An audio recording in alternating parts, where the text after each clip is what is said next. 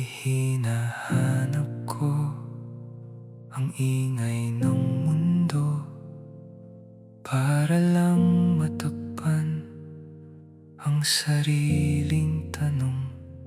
Sa bawat sigaw ko, mas lalo lang lumalabo ang mga sagot na pilit kong hinahabol noon.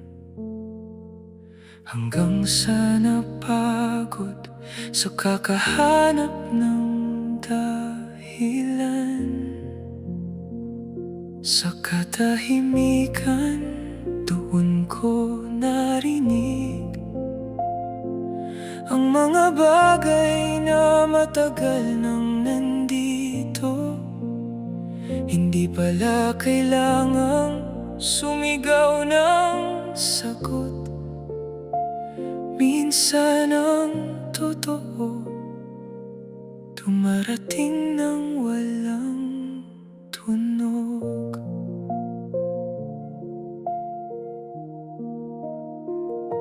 Unti-unting humupa ang takbo ng isip, at sa bawat sandali mas luminaw ang paligid.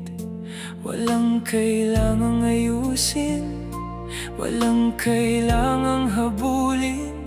Sa unang pagkakataon, payapa ang pakiramdam.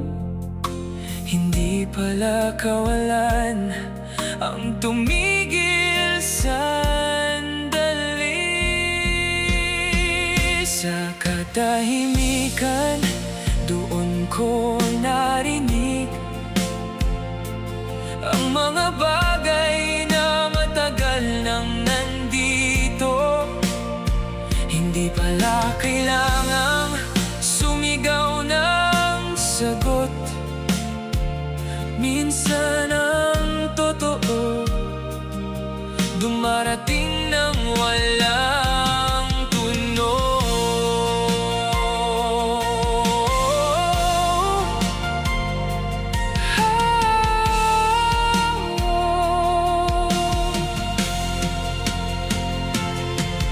Kung wala mang marinig, ayos lang din.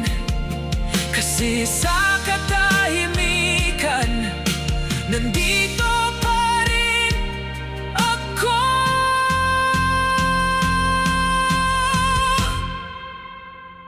Sa katahimikan, doon ko natagpuan hindi ang sagot, kundi ang pagtanggap.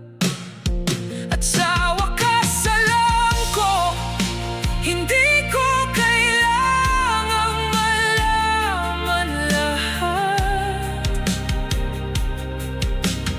para lang masabing ako ay sapat.